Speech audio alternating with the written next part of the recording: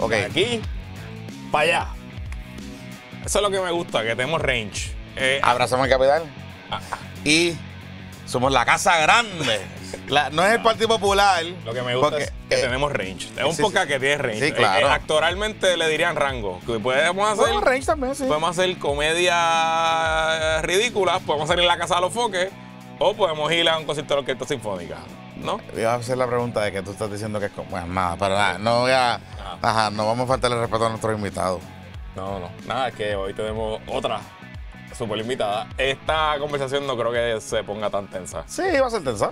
Puede ser tensa, pero. Pero okay. no por los temas que fue tensa la otra conversación. Es verdad. Pero puede ser tensa. Bienvenidos a este Puede ser PPP, interesante. A este PPP Extra. Ajá. Como siempre, todo lo que hacemos en Puestos por Metro, ustedes por el mejor y más confiable internet de Puerto Rico, el internet de aeronetpr.com, que te recuerda que ya está disponible GigaFaster para todos, el mejor plan de Aeronet ahora disponible para tu hogar o para pequeños negocios por solamente $99 al mes. Con el plan GigaFaster Essential te llevas velocidades de 200 megas de download, 50 megas de upload y con el router Wi-Fi incluido. Más velocidad, más estabilidad, más razones para conectarte con Aeronet. Conoce más en aeronetpr.com o llama al 787-273-4143, 273-4143 y pendiente Ponce, que hoy nos dijo Gino cuando grabamos en Puestos para la Mañana, que muy pronto el servicio GigaFaster, el de los 10 gigas, va a estar disponible en Ponce, así que pendiente a los amigos y amigas de la ciudad señorial, que muy pronto el mejor y más confiable internet para corporaciones y negocios que necesitan ese internet que nunca falla, llega a la ciudad señorial. Así que, pues nada, vamos para encima. Mira, comenzamos. Hoy estamos de fiesta con Jesús. De fiesta con Jesús. Está bien. Ajá. Y estamos también, de verdad, honestamente, esto era una invitación a... Quiero ser honesto. Ajá. Desde que se fundó Victoria Ciudadana, nosotros queríamos habíamos tenido la puerta abierta para que líderes del partido. Un coordinador o una coordinadora. O coordinadores. Pero, ¿verdad? Pero no había pasado. No había pasado. Porque los dos coordinadores sí tuvimos a Ana Irma. Tuvimos a Ana Irma, es verdad. Pero la tuvimos en Radio. En la radio, no la tuvimos acá. ¿Verdad? No tuvimos acá. Pero no nos dio la oportunidad, o sea, no tuvimos el break. ¿Verdad? Porque, ¿verdad? Estábamos en la campaña y... no podemos olvidar que la primera... ya no era la coordinadora, era candidata a la gobernación, pero Alexandra Lugaro pues te puso en tu lista, o sea, eso está en su lista, tú eras su persona menos favorita. Por eso, o sea, si nosotros pasamos... o sea, literal, ella dio una entrevista diciendo cuál es su persona menos favorita y dijo Jonathan Lebrón. Sí, toda la X, eso no iba a pasar. La persona que odiaba... / menos favorita, algo así. Pero era que te odiaba, ahora whatever. Whatever, no pasa nada.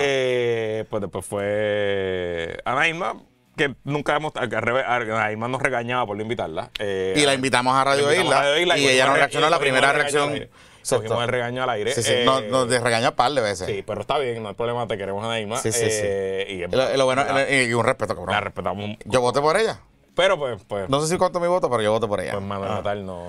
Ese sí que no. Así que hubo una transición entre un lapso... Entonces, pues nada, pues eso significó que muchos seguidores de Victoria Ciudadana dijeran que nosotros éramos parte del bipartidismo corrupto. Pero tengo que decir algo.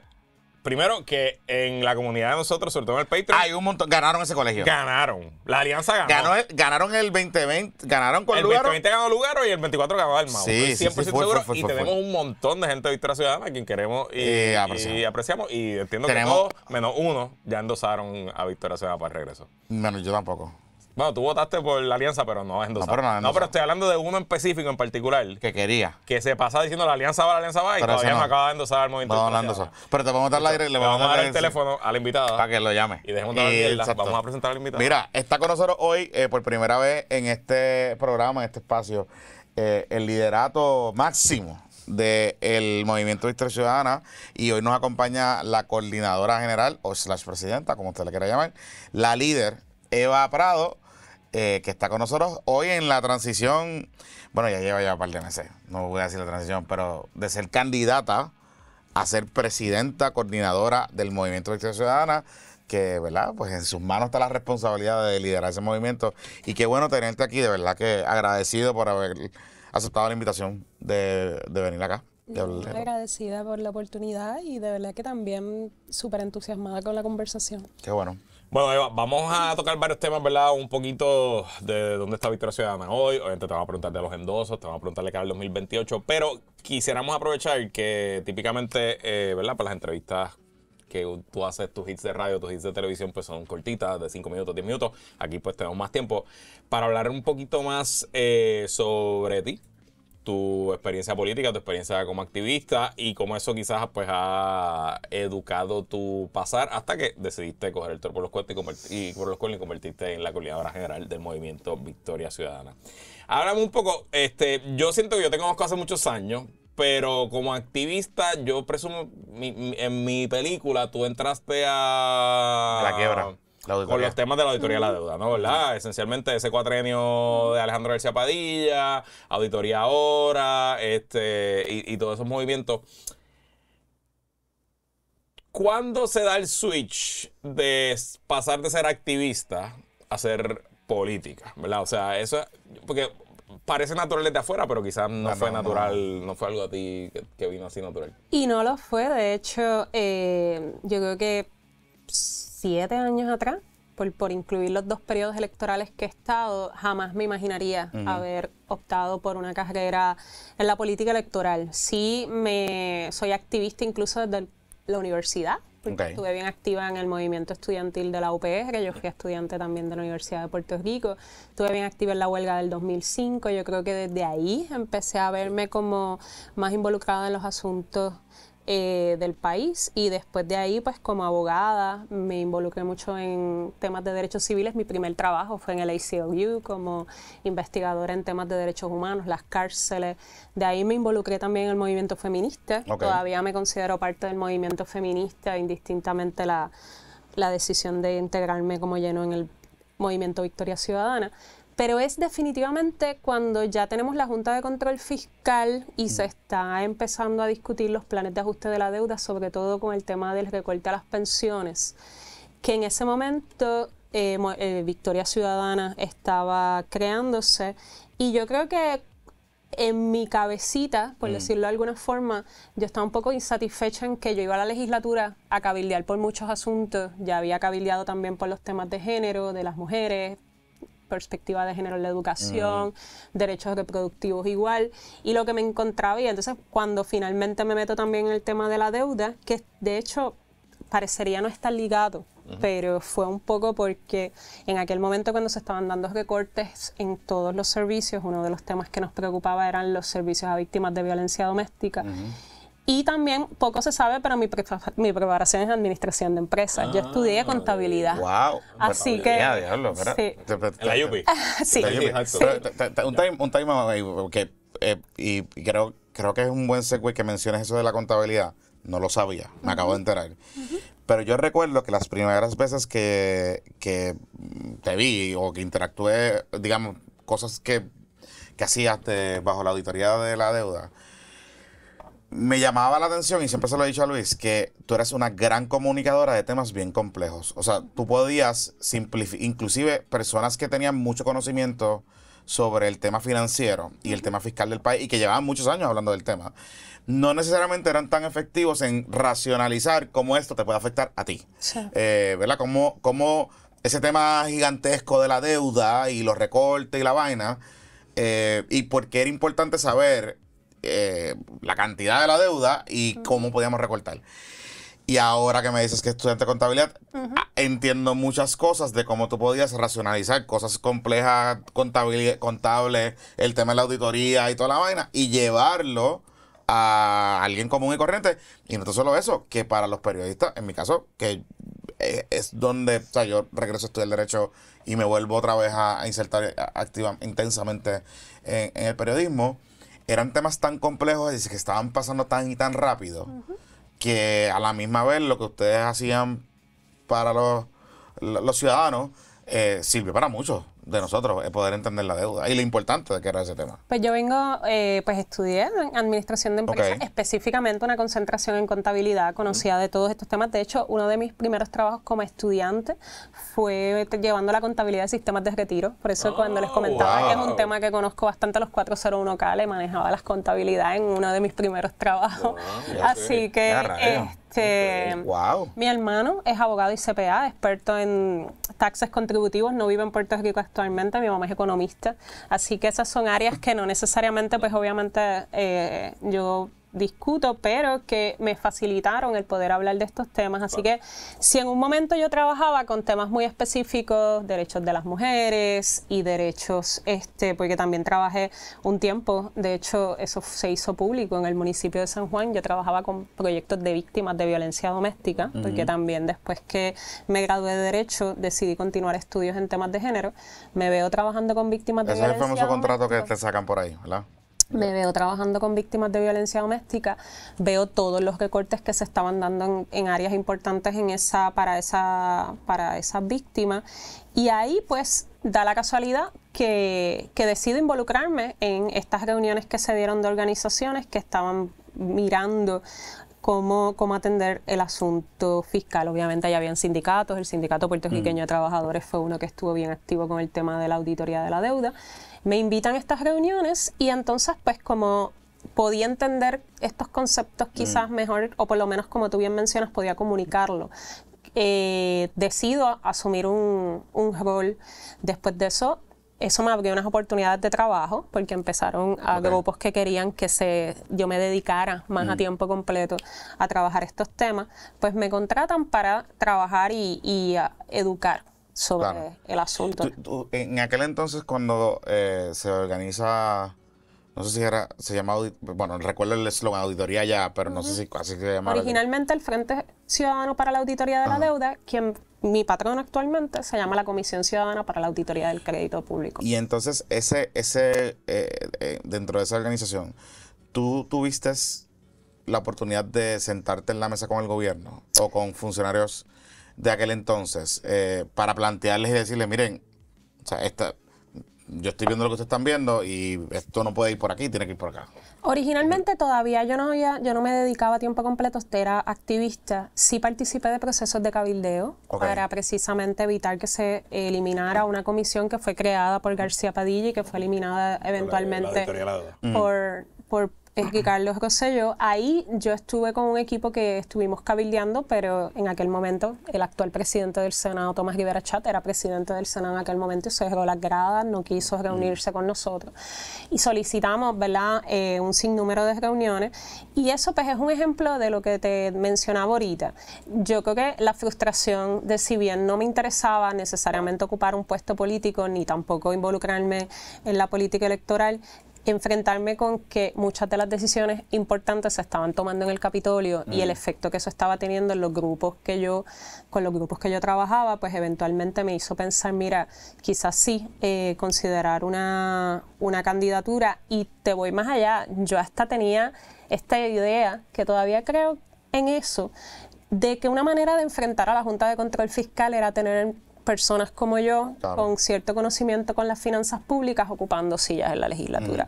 Y eso pues me convenció de que una manera de yo darle continuidad al trabajo que estaba haciendo, de defender los derechos de las mujeres, de defender al pueblo frente a todas las medidas de austeridad que la Junta estaba implementando, era ocupar una silla en la legislatura. Así que, pero no fue una decisión fácil. Como te digo, yo estaba acostumbrada al trabajo desde las organizaciones sociales, y si ustedes han entrevistado a otras personas, a veces eso es como completamente contraproducente, moverte del movimiento del sector de sin fines de lucro a la política empiezan a generar problemas porque pues las exenciones contributivas prohíben que uno tenga ningún rol dentro del mundo del activismo político, electoral. Así que nada, se presentaron algunas complicaciones, pero la realidad es que las decisiones se siguen tomando en el Capitolio, muchas de ellas que son súper importantes, y a su vez decidí correr por una candidatura de distrito porque siento que los partidos que han minoritarios y pequeños, pues con una silla no es suficiente. Entonces, cuando decido correr por primera vez para una candidatura de distrito, estaba consciente de que era súper difícil hacerlo, pero apostando a que era la única manera de poder tener más sillas y de verdaderamente lograr mover políticas públicas en concreto, porque ser una voz más, eso sí no me interesaba. Quiero volver a la candidatura de distrito porque me parece que esa es probablemente la historia menos contada de la elección del 2020, la elección histórica del 2020. Pero antes quiero que nos hables de la Fundación de Victoria Ciudadana, ¿verdad? Yo entiendo que tú fuiste del grupo fundador, fuiste de lo que nosotros llamamos cariñosamente el Jedi Council desde sus comienzos.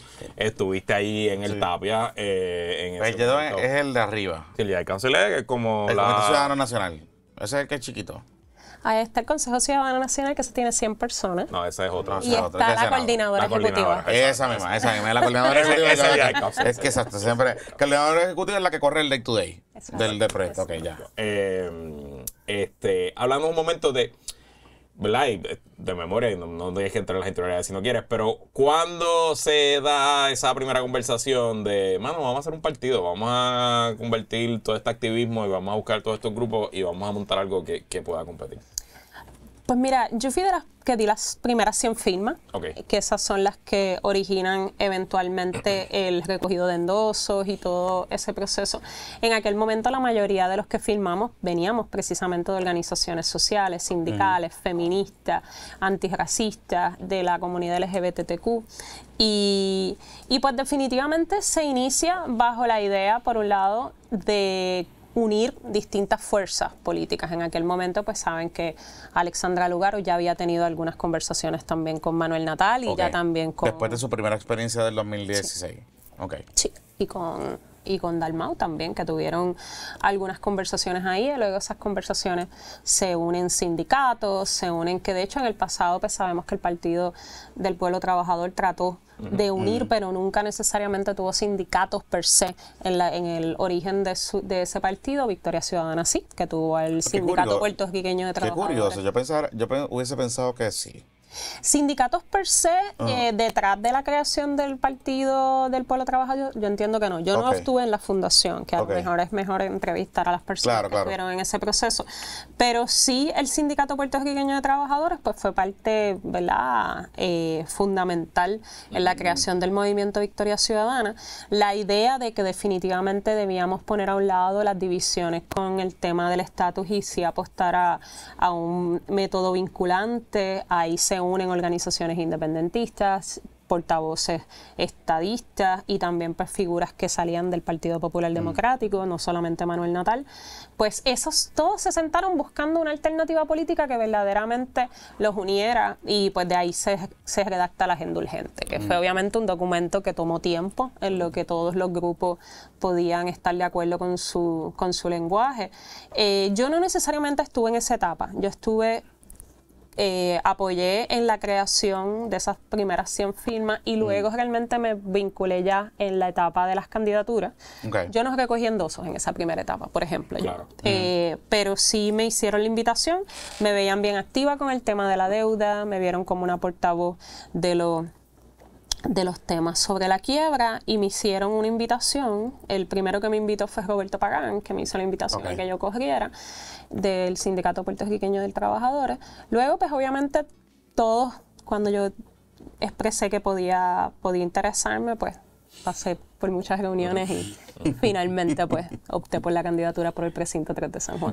Cuéntame cuán diferente es ser candidata. Obviamente, tú el precinto 3, vamos a poner a todo el mundo en composición de lugar. Eso cambia un poquito después de la redistribución, pero precinto 3 es Río Piedra. Río Piedra, esencialmente todo Río Piedra. O sea, hacia el este. No, Río Piedra hacia Carolina. Básicamente toda la frontera de Carolina piensa Río Piedra, ese pedacito de Torrey, a Silomuto, esa zona, Quintana, Parque Escorial, todos los residenciales de la Laguna San José, toda esa área, todas las comunidades de la Laguna San José, la 65 Infantería. O sea, que es una línea desde Cosco hacia el oeste, digamos, hacia abajo. Y terminaba en Venus Garden, ¿verdad? Básicamente. Sí, llega hasta ese cantito de Cupey, frontera con Cupey, pero básicamente es Río Piedra. Correcto.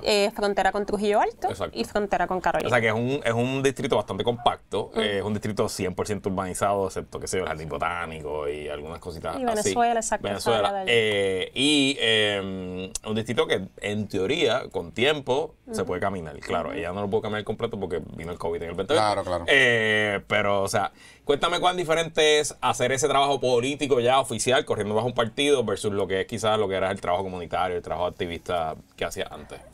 Por lo menos ya yo tenía una experiencia haciendo trabajo organizativo con pensionados que habíamos decidido atender el tema de las pensiones que se veían recortarse por parte de la Junta de Control Fiscal, así que una experiencia organizativa ya tenía. Yo no vine de la Escuela de Derecho a correr por una candidatura, sino que al contrario, tenía mucha experiencia yendo alrededor de la isla, reuniéndome con distintos grupos, trabajando también en distintos temas que en principio la parte de tener reuniones comunitarias, de hecho también con Venus Gardens yo había tenido una experiencia que tampoco se habla mucho porque fue desde las organizaciones sin fines de lucro, pero yo también ayudé al gobierno de Yulín en la parte del presupuesto participativo. Yo no estaba contratada por el municipio, yo vine más bien media presentada porque tampoco hubo ninguna comunicación con la alcaldesa en aquel momento,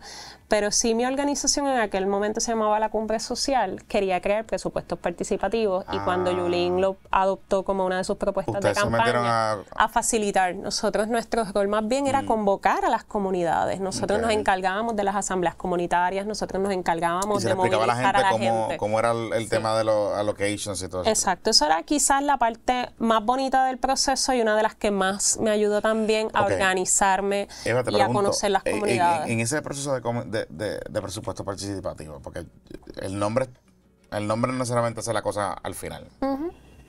Se le asignaba un presupuesto a cada comunidad. O sea, digamos, un número, X cantidad. Sí, era más el presupuesto que se destinaba a mejoras capitales o a mejoras permanentes. Yulín decidió asignar una cantidad a distintas comunidades en 2 momentos, en 2 años distintos.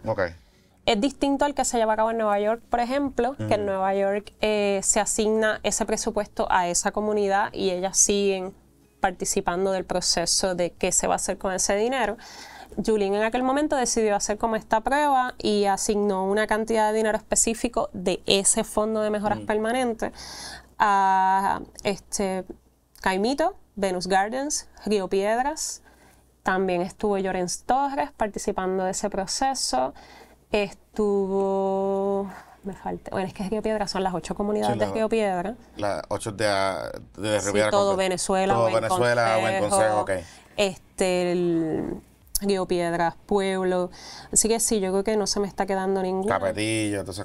Sí, exacto. Tienes las 8 que se dieron, las 8 de Río Piedras, más las que tuvo que fuera Venus, Caimito, sí, esas son las que hay Venus y Llorens Torres. De nuevo, esa parte del proceso nosotros lo que más participamos fue en la parte comunitaria. Nosotros después, obviamente, no se completó todo el proceso de presupuestos participativos, hubo proyectos que nunca se terminaron de construir, pero sí fue una manera de yo poderme conectar más con las comunidades del precinto 3. Que ahí fue que empezaste a integrarte con ellos. Sí, ahí es que cuando decido correr por el precinto 3, yo tenía varias experiencias previas. Decido hacerlo porque yo me crié, o sea, a nivel personal me crié en Río Piedras. Mi papá trabajaba en el municipio de San Juan, de hecho en el Paseo de Diego. Luego de eso estudié en la universidad, así que me conozco toda esa área. Incluso trabajé con Cauce de forma voluntaria en su momento, que es uno de los proyectos que está bien involucrado con el casco urbano. Y entonces la experiencia del presupuesto participativo me hizo conocer al liderato. Y entonces el liderato comunitario, cuando yo incluso fui donde ellos, donde liderato en Venus Gardens, liderato de Río Piedra, y les dije, ¿a ustedes les hace sentido que yo corra para un puesto como su representante? Y todos les pareció súper buena idea y yo conté con el apoyo de ellos en la campaña del 2020 y también del 2024. Pero ahí yo te puedo decir que fueron desde la experiencia de trabajo con los pensionados, que ahí es que eso es lo que me impulsa a correr por un puesto, porque quería ayudar a enfrentarlo a la Junta de Control Fiscal desde la legislatura, pero mi contacto con las comunidades de Río Piedras empiezan desde ahí, desde ese proceso del presupuesto participativo. Entonces, tú pierdes por apenas, tengo aquí los números, 128 votos contra el hoy senador Juan Oscar Morales, en aquel momento representante. Fue la elección más cerrada, ¿verdad? Obviamente Victoria pues entró a su representante y senador por acumulación, pero fue la elección más cerrada de todo Puerto Rico, sí, de un candidato de Victoria Ciudadana. ¿Por qué pasó en el precinto 3? O sea, ¿es algo tuyo? ¿Es algo de Victoria? ¿Fue una combinación de ambas? Dice el resultado de la elección. Bueno, definitivamente nosotros establecimos un plan de campaña súper agresivo. Tocamos puertas. Ya yo también tenía un equipo que algunos de ellos incluso habían llevado a cabo campañas en Estados Unidos. Así que mi equipo, si yo no había tenido experiencia previa, mi equipo sí tenía experiencia previa. No, yo sé que tu publicista era bueno. Sí. Yo no, mucho respeto. Trabajo publicista, lo digo serio.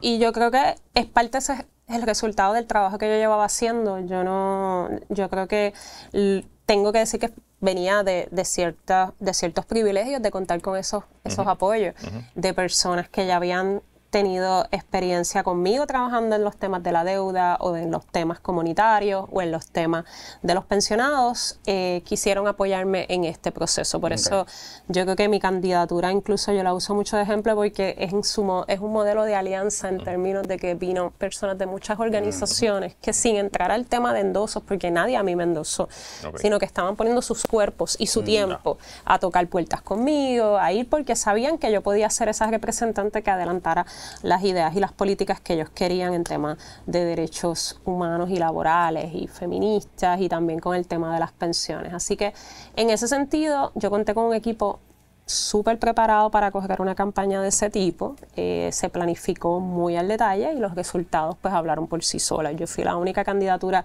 de distrito que ha llegado tan lejos, ni siquiera el Partido Independentista tampoco ha tenido una candidatura que ha llegado tan lejos. Y en ese sentido, pues obviamente lo que nos topó o los tomó por sorpresa fue todo lo que tuvo que ver con el voto adelantado. Para aquellas personas que quizás no siguieron mucho los detalles de esa candidatura, nosotros ganamos por más de 1,000 votos el voto el día del evento. El día de presencial, sí, lo que es el voto en colegio, el día del evento. 1,000 votos. Entonces, pues cuando entra el voto por correo, Manuel Natal ganó también la noche del evento. Sí, por eso, pero no recordaba que habían sido 1,000 votos en el precinto 3. Sí. O sea, como que... Sí, esos fueron días muy, muy complejos. Nosotros habíamos pensado que habíamos ganado. Sí, mi equipo me advirtió, mira, Eva, todavía quedan votos por contar, pero nos sentíamos bastante confiados. Incluso cuando empiezan a cambiar los números es que empezamos a decidir investigar un poco más, porque el cambio nos tomó muy por sorpresa. Ahí empezamos a solicitar incluso la lista de las personas que habían solicitado el voto adelantado. Ahí empezamos también a ver las irregularidades de que estábamos viendo más papeletas de lo que teníamos información de electores. Nosotros presentamos demandas de acceso a información para precisamente porque la Comisión Estatal de Elecciones no nos quería dar la información inmediatamente. Así que un poco de lo que vimos en las mesas de escrutinio es que, y de las listas que nos llegaron y de los conteos que finalmente se hizo, yo tengo tablas e informes que demuestran que sí había más papeletas que electores registrados para el voto adelantado, y que el resultado de esa diferencia entre papeletas y electores sí cambiaba el resultado de la elección. Sin embargo, en mi caso, a diferencia del de Manuel Natal, el de Manuel Natal sí se pudo ver en los tribunales y sí ¿verdad? Se llevó la evidencia que se tenía y se perdió en ese sentido. Pero el mío nunca se llegó a ver, y la diferencia, como tú mencionabas, era considerable, y nosotros sí teníamos evidencia de que la cantidad de papeletas en exceso sí cambiaba el resultado de la elección, que eso no necesariamente pasaba en el caso de Manuel. Y pues es que la diferencia también era menor. Nosotros, la Constitución dispone que cuando tiene que ver con puestos en la Cámara de Representantes o en el Senado, si ya la persona fue certificada, como era el caso de Juan Oscar, que también el escrutinio terminó vino básicamente el día El día de antes la de que juramentación. él juramentara. A él lo juramentan e inmediatamente el tribunal pierde cualquier jurisdicción sobre el caso. Nuestra Constitución dispone que tiene que ser la legislatura quien haga la investigación. La legislatura, ¿verdad? No quiero tomar mucho tiempo con eso, pero la legislatura decide finalmente, si bien yo recibí la mayor parte de los votos a favor de que se hiciera una investigación, que fue lo que nosotros solicitamos en principio, no tuvimos los votos suficientes para que se aprobara, porque tiene que haber una cantidad de votos. El mismo día que juramentan, ese día se presenta la solicitud y se vota. No, se presentó una resolución para que la Por eso, porque Cámara abriera el cuerpo proceso. Entiendo que esas resoluciones tienen que contar con unos 24 votos y creo que yo logré 22 votos.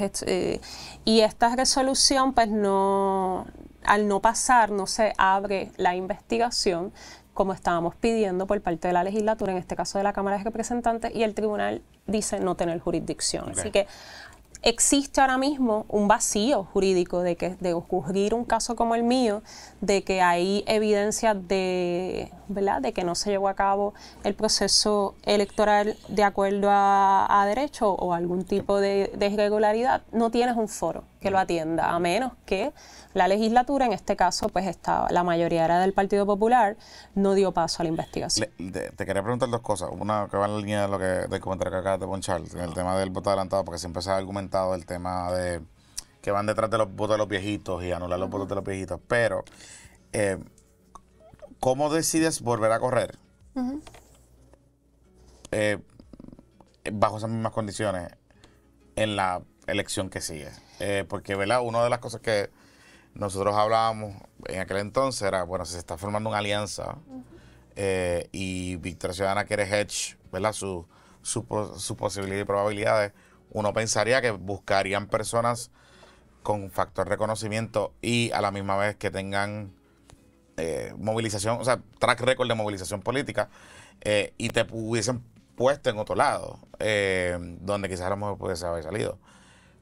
¿Cómo se da esa decisión de volver a correr por el mismo, o sea, repetir la receta? Yo creo que al contrario, yo creo que los resultados de esa elección del 2020 fueron muy positivos para nosotros, para Victoria Ciudadana. Obviamente nos enfrentábamos y nuestra posición es que el resultado electoral del 2020 no era válido, lo que pasa es que no tuvimos un foro para poderlo llevar, así que técnicamente sí pensábamos que éramos fuertes lo suficiente para coger otra elección y hasta ganarla de forma más cómoda, sobre todo cuando Juan Oscar decide moverse al Senado y el candidato que estaba ocupando la silla, José Hernández, no tenía realmente reconocimiento en el precinto. Así que la decisión de correr por el distrito siempre ha sido mía. El movimiento siempre me ha ofrecido candidaturas nacionales, siempre. Incluso Lúgaro fue una que también, cuando nos reunimos, ella me dijo, ¿qué candidatura tú quieres? En el 2020. Sí. Okay. Siempre fueron muy abiertos. Pero fui yo la que siempre, primero porque verdaderamente me sentía conectada con el precinto 3, me sigo sintiendo conectada con el precinto 3. A veces me sugieren que sea el precinto 2, que sea el precinto 1, y yo sigo diciendo que el precinto, si voy a coger por un distrito, me encanta el 3, es donde más cómoda me siento. Pero es por lo que les mencionaba, yo creo que necesitamos como partidos emergentes y en general el Partido Popular y el Partido PNP lo tienen súper claro, tenemos que ganar los distritos para poder ser mayoría. Así que si bien yo no tenía grandes expectativas porque era la primera vez que corría, me encantaba la idea de que mi candidatura pudiera ayudar a tener más sillas en la legislatura. Claro. Y por eso también mi apuesta a la alianza eventualmente con el Partido Independentista, pues fue un poco pensando si eso también podía ayudar. Por eso yo fui una de las que propuse que la alianza no fuera solamente para las candidaturas para la alcaldía de San Juan o para la gobernación. Que incluyera todo lo demás. Sí, yo sé que eso generó muchos retos a la hora de votar, pero para mí era fundamental el poder aspirar a eso, a que pudiéramos tener más sillas en la legislatura. Yo siempre te he visto como una persona pragmática y que entiendes claro que al final del día se trata de sacar 50 más 1, porque estuvo chévere. Oye, eligieron 4 legisladores pero al final del día eran 2 en Cámara y 2 en Senado, y como tú dices, necesitaban 26 votos en Cámara y 14 en el Senado. O sea que... Y cuando tú estás desde afuera trabajando con grupos que se están viendo afectados, tú no quieres simplemente ser una voz allá adentro. Tú quieres verdaderamente que se aprueben las políticas que tú quieres o detener las que no quieres. Entonces, quieres tener los votos suficientes. Yo creo que desde esa misma perspectiva siempre me he considerado una persona muy práctica. El día que yo sienta que estar en la legislatura no va a aportar a adelantar esas cosas en las cuales yo creo, pues no me van a ver en la papeleta tampoco, porque no es mi aspiración nunca ha sido ocupar un puesto en el gobierno. Lo estoy haciendo como parte de lo que entiendo, y más ahora en la coyuntura que estamos viendo, donde estamos perdiendo derechos, donde en el caso de las mujeres, pues ni hablar de todo lo que ha pasado con nuestros derechos reproductivos. En el caso de la comunidad LGBT, un día tienen derecho, otros días no, los inmigrantes. Pues estar ocupando una silla en la legislatura se ha hecho muy relevante para lo que es sí mi agenda personal. Te da un foro, te da acceso a los medios, te cubren. Sí, hace todo el sentido del mundo. O sea, puedo entender de lo que nos estás diciendo, que es muy temprano todavía, pero que si tú tuvieses que tomar una decisión en el 2028 para aspirar de nuevo a cualquier puesto electivo, sería en la línea de la legislatura. Es un área que me interesa mucho. Okay. Obviamente siempre hay sus ofertas de considerar a nivel municipal. La experiencia del presupuesto participativo igual me expuso a las finanzas municipales, y es un área súper interesante. Pero decirte que ahora yo tengo como una propuesta particular de qué tipo de candidatura sigue siendo la legislatura, sin lugar a duda, uno de los foros que me parece más importante. Y no me gusta desvincularlo. El tema de la Junta de Control Fiscal sigue siendo para mí súper importante. Ese foro donde podamos también enfrentar todo lo que viene, porque yo estoy segura que la Junta no se va a ir mañana, y con todo lo que ha pasado con el desmantelamiento de la Junta no significa que no van a haber nuevos nombramientos. Así que siempre eso va a ser un elemento para mí. Eva, y con esto, no sé si tienes más preguntas, pero para cerrar esta porción de la entrevista, cuando tú miras para atrás, ¿verdad? Uno recuerda los momentos chéveres de la vida. Esa elección del 2020, el lugar o candidato a la gobernación, queda en tercer lugar con casi 14%, 179,000 votos. Manuel Natal casi es electo alcalde de San Juan, si no me equivoco pierde por 900 y pico de votos. Tú casi quedas representante, pero entran 2 representantes por acumulación, 2 senadores por acumulación. ¿Cómo tú recuerdas ese 2020? A mí me encantó hacer campaña. Yo creo que fue una de las experiencias más bonitas. El proceso del escrutinio fue horrible. Eso sí fue muy traumático. Y no te lo niego, cuando me decía Jonathan ahorita, la decisión de volver a corrernos fue una decisión fácil. Si bien todo el mundo me decía, el precinto 3 es tuyo, literalmente, yo sabía que el voto adelantado iba a ser un tema, no porque nosotros no lo trabajemos, porque yo siempre escucho la crítica de que el Movimiento Victoria Ciudadana no trabaja el voto adelantado. Nosotros en el 2020 igual íbamos a las comunidades y le orientábamos a todos los adultos mayores a votar adelantado. Les llevábamos las solicitudes, se las dejábamos, le dábamos seguimiento para que ellos sometieran sus solicitudes. En el 2024 hicimos campaña y hasta nos comunicábamos, yo fui una que le mandé correspondencia a todas las personas que habían solicitado el voto adelantado. Nosotros o sea, que hicieron un esfuerzo de buscar el voto adelantado. Sí, y añado más, indistintamente lo que pueda decir la oposición, de que si nosotros queremos de alguna manera afectar el derecho al voto de los adultos mayores, eso no tiene ningún tipo de sentido en mi caso. Parte de la población que más yo he trabajado son los pensionados, que son precisamente adultos mayores, a los cuales yo promoví cuando trabajaba con ellos que consideraran el voto adelantado. Así que la preocupación es la falta de controles, la falta de garantía, el que el voto ahora mismo, lo que la gente piensa cuando piensa en el voto encamado, está pensando en que hay una junta con representación de los partidos, y es que Victoria Ciudadana no tiene representación. No. Aquí la mayor parte del voto adelantado es por correo, donde no hay ninguna posibilidad de poder fiscalizar adecuadamente cuando esa papeleta sale de la Comisión Estatal de Elecciones a dónde llega, que la persona que esté votando efectivamente sea la que solicitó ese voto, y luego cuando eso llega, que se esté contando adecuadamente. Todas esas etapas realmente se ha perdido el control sobre ello, sigue aumentando la participación, pero nunca tenemos certeza de que verdaderamente estén votando las personas que dicen que están votando. Y la falta de controles es lo que nos ha preocupado. Pero en Victoria, incluso nuestra comisionada Liliana Aponte ha sugerido el ampliarlo a más edades, pero siempre teniendo los controles. O sea, nosotros estamos de acuerdo con que el voto adelantado tiene que estar porque hay que asegurarle y garantizarle de la forma más sencilla posible al elector poder votar. Lo que nos preocupa es que de repente se ha abierto una puerta del voto por correo sin ningún tipo de seguridad. Sí, de validación. Particularmente esos mega filers que llegaban con 50, 100. Y por ejemplo, aquí tú tienes un montón de hogares de adultos mayores donde no están yendo a las juntas con representación y están votando por correo. Entonces, ¿por qué no podemos tener un proceso más transparente donde todo el mundo esté fiscalizando que efectivamente estas personas tienen capacidad para votar, que están solicitando? Ahora es peor porque con las nuevas enmiendas quieren que las papeletas lleguen hasta en un lugar distinto de cómo la persona está registrada. ¿Y por qué si esa fue la experiencia que ustedes tuvieron con el voto adelantado? Si tú lo estás explicando bien claramente de cómo ustedes quieren fomentar el voto adelantado para todo el mundo, particularmente a base de tu experiencia con esas personas mayores, etcétera.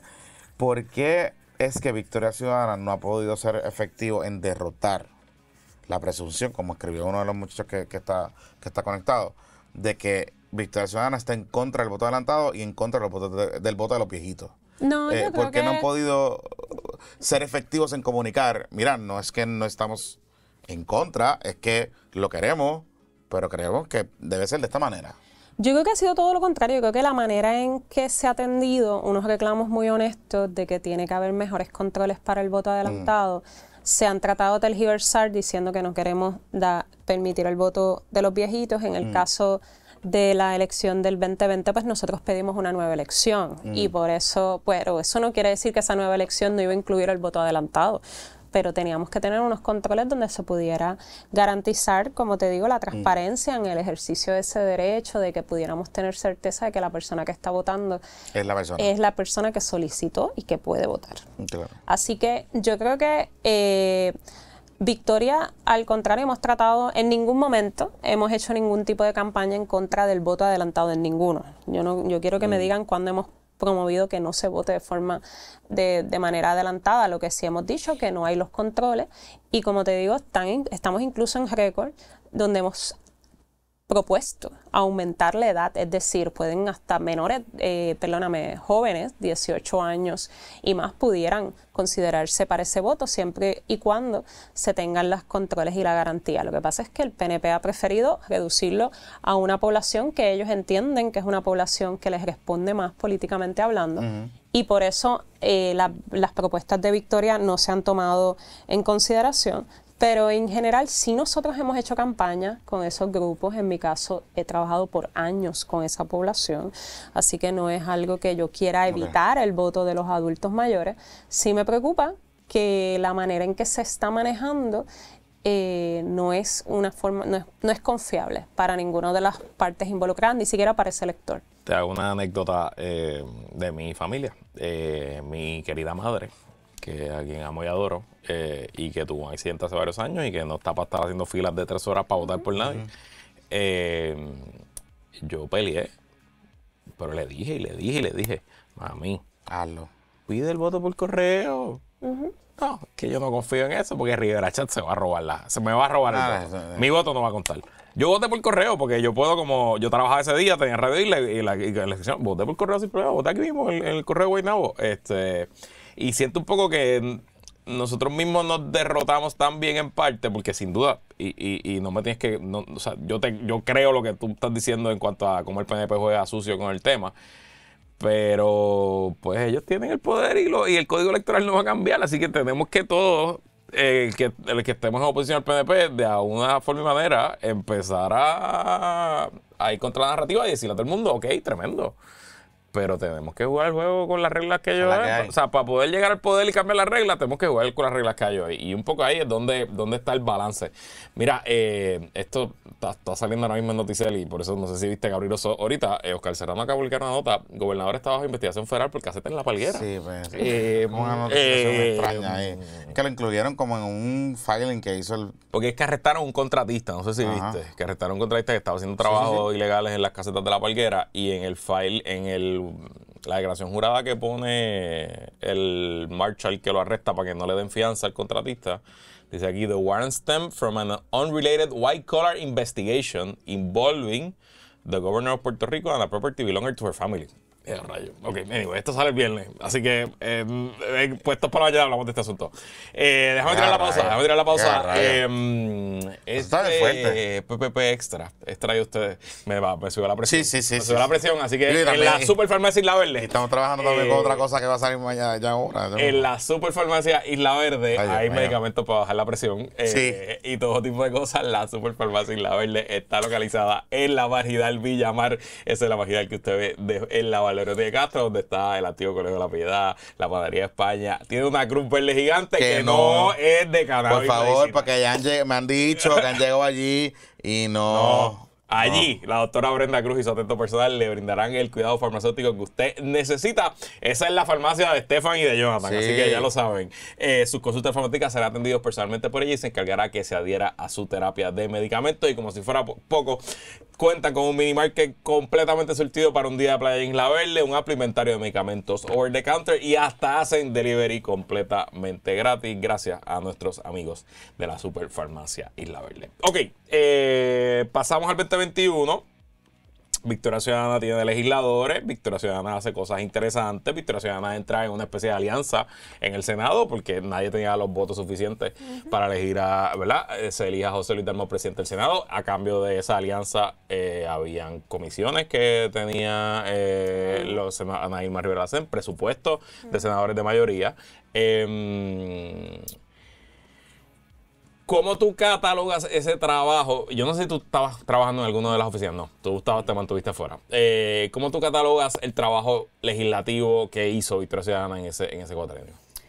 Digo, yo creo que se lograron adelantar muchas de las propuestas en términos de proyectarle al país estas otras miradas en el tema, por ejemplo, laboral, cómo se adelantó el que no se había podido trabajar de forma más concreta, el salario mínimo, la parte también de, si bien no se pudo revertir la reforma laboral, sí se trató de atender algunos de los problemas principales que tenía la reforma. En el caso de José Bernardo, a mí me parece que fue extraordinario su trabajo en buscar consensos, que yo creo que es parte de la agenda de Victoria Ciudadana siempre. Victoria nunca va a ser ese partido sectario, de verdad que es un partido que siempre busca tirar puentes, y aunque podemos ser bien distintos en algunas cosas a nuestro interior con el tema del estatus, sí buscamos trabajar esos consensos. Y yo creo que cuando José Bernardo trata de ejecutar eso en su trabajo legislativo, pues me pareció también una muestra muy bonita de lo que Victoria también quiere proyectar, no verse simplemente como un partido de oposición, sino un partido que su objetivo al final es adelantar unas políticas. Y sí, podemos coincidir con otros legisladores de otros partidos, ¿por qué no poder adelantar eso? En mi caso, por ejemplo, yo puedo tener muchas diferencias con Proyecto Dignidad en muchas cosas, pero hubo momentos en que Proyecto Dignidad fue una voz importante con los temas de la deuda. Me acuerdo que incluso recientemente sé que la senadora Rodríguez Bebes trajo algunas propuestas para atender los problemas de retiro de los policías. Así que si podemos sentarnos a dialogar sobre asuntos en los cuales estamos de acuerdo, ¿por qué no lo vamos a hacer? Y eso es algo que José Bernardo lo trabajó de forma muy concreta.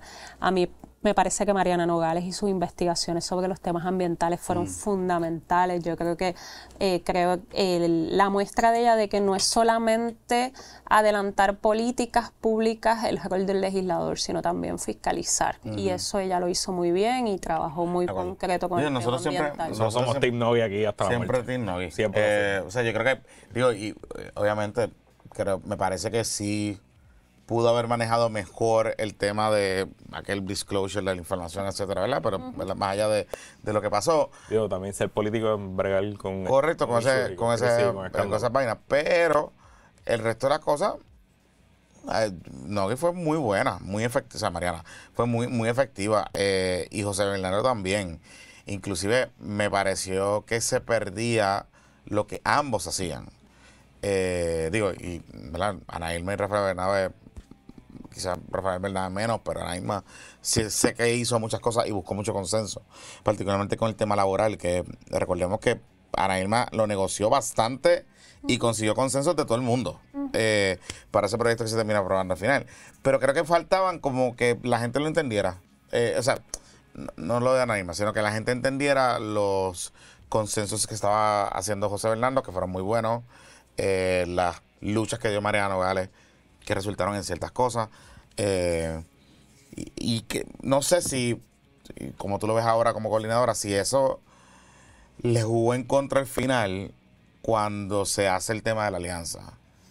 Yo creo que el tema principal para Victoria Ciudadana fue el ataque a las candidaturas que recibió por acumulación y todas las exigencias de recogido de endosos que se dieron eventualmente. Yo creo que no vamos a tener certeza sobre el resultado electoral luego de eso, porque correr writing es bastante difícil, pese a que Eliezer Molina haya logrado lo que haya logrado.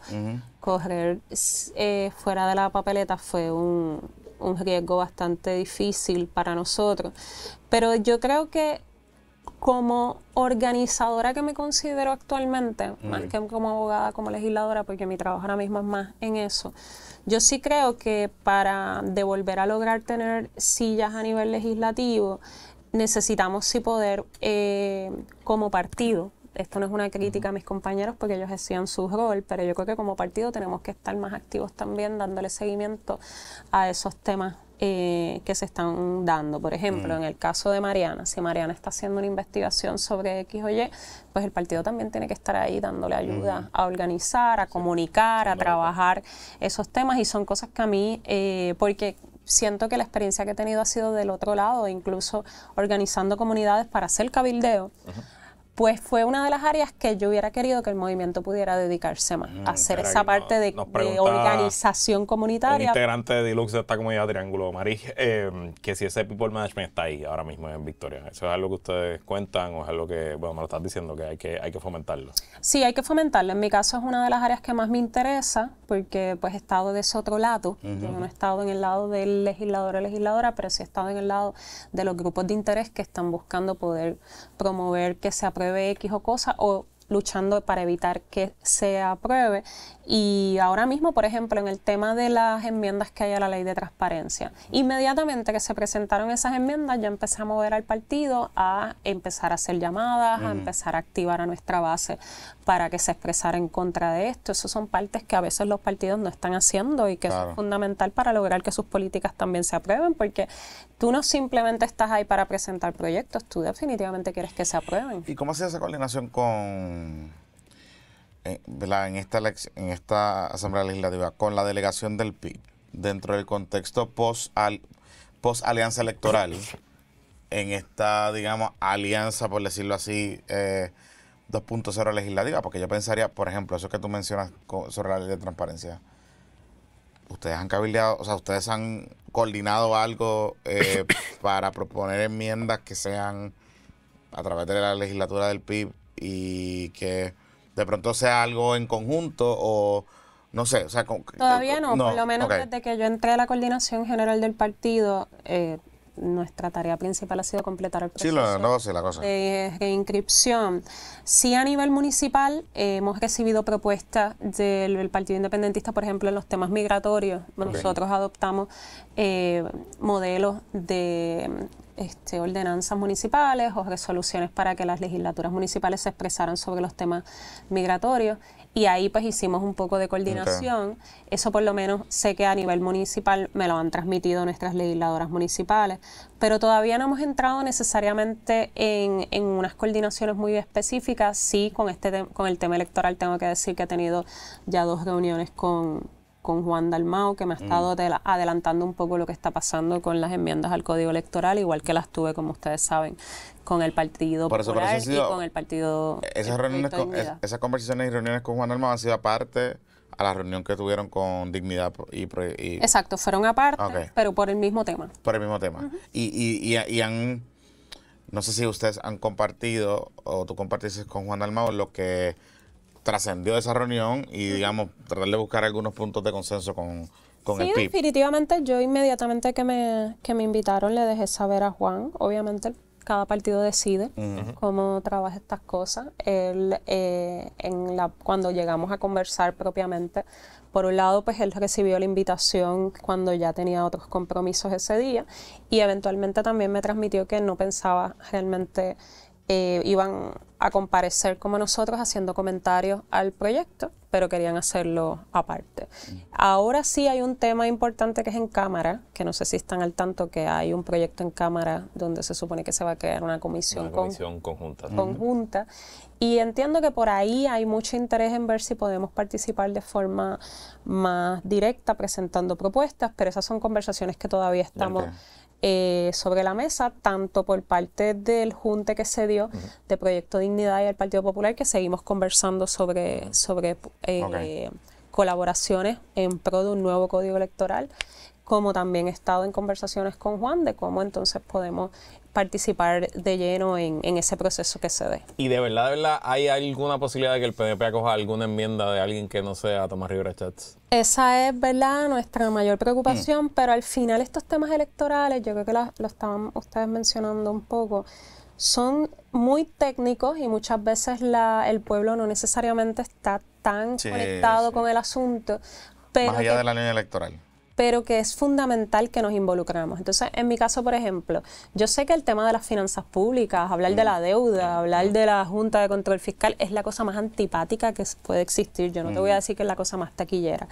Pero si no sabemos lo que está pasando, la situación con la Junta podría ser peor. Si los pensionados no hubieran decidido atender y escuchar un poco cómo iba a ser ese proceso de quiebra, cómo ellos se iban a ver involucrados, qué cosas ellos podían hacer para detener el recorte de sus pensiones, hoy sus pensiones estarían recortadas. Así que yo creo que en el tema electoral, si bien es un tema que puede ser antipático, para Victoria Ciudadana es fundamental que podamos educar mejor al pueblo sobre las implicaciones actuales del código, sobre qué opciones y alternativas tenemos a futuro y crear esos consensos, no solamente con los otros partidos, porque queremos un código electoral que todos estemos de acuerdo, sino que también vengan otros actores claves, académicos, organizaciones de derechos civiles, porque esto se trata de nuestra democracia.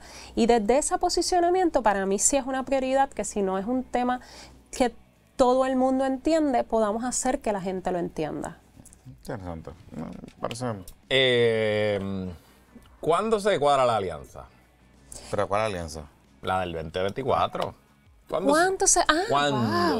Así que es una pregunta... Porque esta es mi memoria. Esencialmente se está hablando de la alianza desde el día después de las elecciones. No, desde antes. Claro. ¿No te acuerdas? Es verdad, sí, pero una vez tú ves el resultado del 2020 y tú dices, pues coño, suma Lúgaro y suma Dalmau y da 28%, pues tú dices, pues aquí hay algo, ¿no? Y yo por lo menos en mi imaginario, quizás nosotros lo racionalizamos de que era la gente la que estaba pidiendo la alianza, pero la alianza se estaba dando desde Lúgaro. Los electores votaron como les dio la gana. Eso, sí, es verdad, pero o sea... Pero yo voy más. Yo no sé si ustedes se acuerdan que el mismo René le hizo la pregunta a Lúgaro y a Juan, diciendo, pero ¿y por qué ustedes no se juntan?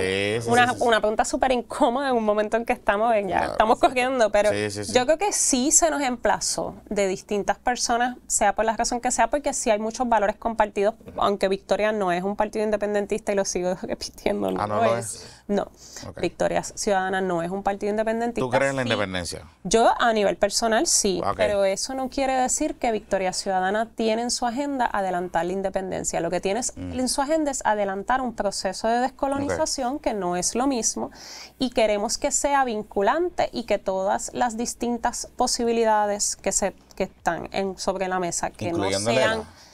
Lo que pasa es que Lela, como está constituido, ¿verdad? Nos parece que sigue siendo una fórmula colonial. Okay. Nosotros entendemos en Victoria Ciudadana que debe ser una opción que, si bien mantenga una relación directa con los Estados Unidos, no sea una relación territorial. De subordinación. De subordinación. Okay. Así que no descartamos las otras fórmulas de ¿verdad? Libre asociación. Libre asociación, estadidad e independencia. Pero Victoria en sí quiere recoger a las personas que están más bien unidas por una agenda progresista a favor de rescatar las instituciones, en contra de la corrupción, atender precisamente los issues fundamentales que están afectando la desigualdad social, la pobreza, la falta de vivienda, la falta de un sistema de salud y de educación que verdaderamente sirve, el problema de desarrollo económico. Estamos estancados y parece que como que no hay una luz al final del camino en temas de desarrollo económico. Así que esos temas son los que nos unen, pero sin ignorar, porque es fundamental atender el problema de la relación colonial con los Estados Unidos. Así que, pero ¿cómo va a cambiar eso? ¿Hacia dónde nos vamos a dirigir? No es el objetivo principal de Victoria, pero sí crear el mecanismo donde podamos verdaderamente atenderlo de forma vinculante, donde el Congreso de los Estados Unidos sí atienda el resultado de esa consulta al pueblo. Entonces, desde esa perspectiva, Victoria, cuando decide, está evaluando ya, ¿verdad? ¿Qué va a pasar en el 2028 realmente? Perdóname, en el 2024. Ahí es que empiezan las conversaciones como tal. Sí, pero a la misma vez, Victoria estaba con su delegación. Claro, está relax. No relax, pero estaban haciendo... Nos estamos estrenando un partido pero es la dicotomía que le pasa a todos los políticos que ganan una elección, que pues tienen que balancear entre ser el político y hacer el trabajo para el que fue electo y empezar a trabajar lo político de la próxima elección. Entonces tienes que hacer ambas cosas a la vez y pues no. Pero aquí le metemos mucho con demasiado. No, es al revés. O sea, está el que abandona lo político por completo y de momento dice, rayo, estoy un año y medio de las próximas elecciones y no he hecho nada. Y está el que abandona por completo el trabajo oficial y no hace nada político. Sí. Yo creo que definitivamente cualquier partido, luego de que pasa por un proceso electoral, tiene que también hacer su evaluación interna sobre cómo va a correr y qué candidaturas va a tener, qué personas están disponibles para cada puesto, cómo nos fue, dónde somos fuertes, dónde hay que... O sea, todas esas evaluaciones se hicieron. Y definitivamente, pero yo creo que el emplazamiento a que Victoria tenía, en términos generales, dentro de su plan de trabajo, la Asamblea Constitucional de Estatus, el PIB también la tenía. Que por ahí era que se podían haber. Esos elementos estaban en común, que en muchos proyectos y en medidas de políticas públicas habíamos hecho alianza y trabajo colaborativo, que obviamente había simpatía. ¿Nunca estuvo sobre la mesa una sola papeleta? Bajo una sola insignia. Ahí esa es una parte que yo no necesariamente estuve tan involucrada. Esa es una conversación una pregunta más para Manuel, que estuvo en esa primera etapa de las conversaciones. Yo sí creo que lo más que nos unían al comienzo eran las candidaturas coligadas, la posibilidad de poder hacer ese ejercicio como se hace en Nueva York, como se hace en muchas ciudades en Estados Unidos y que en Puerto Rico se hizo antes. No es algo ajeno a la política. Estaba en el código. A la política puertorriqueña. Luis Aferré fue uno que corrió con el apoyo de distintos partidos. Así que la verdad es que entiendo por las conversaciones que se dieron internas que al principio nosotros decidimos entonces la estrategia legal de evaluar la posibilidad de poder correr a través de ese modelo de las candidaturas coaligadas, pero no descarto el que sí tiene que haberse dado algún tipo de conversación, pero definitivamente en aquel momento no contaba con el apoyo. Y te pregunto, ahora ya todavía nos queda un tiempito, pero en ruta a la elección, ¿cuál es tu visión? ¿Debe ser una sola papeleta? Si se lograra reenergizar y reconfigurar la alianza de cara al 2028, ¿debe ser una sola papeleta? Yo creo que ese es uno de los escenarios que más debemos de ya estar discutiendo. Yo creo que sin lugar a duda volver a correr bajo las mismas condiciones del 2024 es muy duro. Yo creo que, pero de ser una sola columna, tampoco es una conversación sencilla. Okay. Los dos partidos se tendrían que sentar a discutir ese particular. Hay unos elementos que todavía el Código Electoral nos puede poner limitaciones, así que yo creo que ahora mismo pensar en cómo va a ser ese proceso de alianza en el 2028 requiere todavía unas conversaciones que se tienen que dar internamente, pero... ¿Hay mucho malestar al interior de Victoria Ciudadana con la alianza? ¿O con el resultado de la alianza? Yo creo que hay sus tensiones, yo creo que las tensiones son inevitables, yo creo que el resultado electoral para nosotros fue muy duro, así que para Victoria tiene que haber una reflexión y tenemos que fortalecernos. En la no inscripción, eso era algo que nosotros sabíamos que iba a pasar. Claro, eso estaba por la mesa. Nosotros no, por eso yo creo que esa narrativa de que si nos cogieron de zánganos, que si el PIB nos utilizó, yo no puedo coincidir con eso porque Victoria sabía los riesgos que asumía cuando decidió esta alianza. Lo que sí para nosotros, en términos de cómo vamos a coger para el 2028, pues vamos a hacer el mismo análisis que hicimos en el 2020 cuando cogemos con Lúgaro, se hace un análisis estratégico, cómo podemos crecer para el 2024.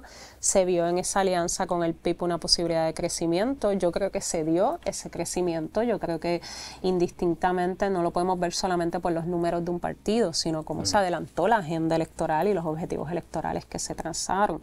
Para nosotros queremos seguir teniendo puestos en la legislatura, nosotros queremos aspirar a lograr alcaldías, todas esas cosas siguen estando como nuestros objetivos electorales, no simplemente mover la gobernación. Te quiero hacer una pregunta que le hice a Juan Dalmau aquí en esta misma mesa hace un par de meses. Mi teoría de psicólogo aficionado, de psicólogo de coger una clase de introducción a la psicología en sociales, de ChatGPT. Es que por 6 semanas, que estoy seguro que para ustedes fueron 6 semanas mágicas, pasó de ser un sueño a ser una realidad de que de verdad podían ganar. De que se podía ganar. Y yo me imagino que ese día que salió la caravana gigantesca aquí cerquita en la número 1 y todo lo que ocurrió hasta el Festival de la Esperanza el domingo antes de las elecciones, pues eran una época. Y pues el resultado es el resultado. Jennifer González termina sacando 41%, gana por 10 puntos. Y mi teoría de psicólogo aficionado es que pues, las expectativas fueron tan altas que la decepción fue tan alta también. Y que siento que un poco, y tú lo dijiste un poco, que después de las derrotas y recriminaciones, y pues no sé si ahí es que está un poquito la base. Claro, también están los cizañeros como nosotros que en el análisis político hemos jodido y vacilado y desde el PIB cogido a Victoria y whatever, pero... no sé si compartes mi teoría psicológica de la decepción de ese día después de una campaña tan cabrona, por usar un término. Claro, yo creo que para Victoria definitivamente el no tener ninguna silla en la legislatura fue un golpe muy duro. Yo creo que sí teníamos el deseo de ganar la alcaldía de San Juan. Eso seguía siendo un objetivo electoral. Sabíamos que tampoco iba a ser una campaña fácil, así que Manuel sabía que eso era un escenario difícil de alcanzar, pero sí queríamos ganar y tratamos de hacer una campaña con esos objetivos en mente. Así que no haber logrado ninguna de las sillas en la legislatura, con nuestras candidaturas write-in reduciendo a una sola por el resultado de las desertificación, el que no entrara José Bernardo a nivel del Senado, definitivamente eso fue un proceso que sí, que dolió. Yo creo que se esperaban el resultado. O sea, si bien es cierto, usted sabe los riesgos, ¿no? De la dinámica de la alianza. Pero se esperaban el resultado tan holgado al final. Yo creo que lo que más a mí me resulta importante es reevaluar. Yo creo que es todo lo que tuvo que ver con la estrategia de campaña en alianza. O sea, cuando tú haces un trabajo de campaña, ya yo le he hablado con Juan en una primera conversación que tuvimos ya de coordinadora general, hacer campaña en alianza requiere mucho trabajo, pero es fundamental que esa coordinación se pueda dar de forma más real en el floor, en el campo. No es solamente que el liderato llame a votar. Ese trabajo de campaña tiene que también verse, y eso no lo dice Eva Prados, eso lo dice la teoría política de campaña. Cuando nosotros decidimos correr en alianza, mi equipo de campaña me decía, Eva, necesitamos que no solamente ustedes hagan campaña llevando flyers, que yo repartí flyers de Juan Dalmau y de Adrián en todas las casas que yo toqué. Pero ese trabajo es fundamental, ese trabajo de recorrer y hablar con la gente, de que se viera más esa unión en el trabajo de campo, pues yo creo que era fundamental para ver unos resultados electorales también en ese voto a la legislatura. En mi caso, sí.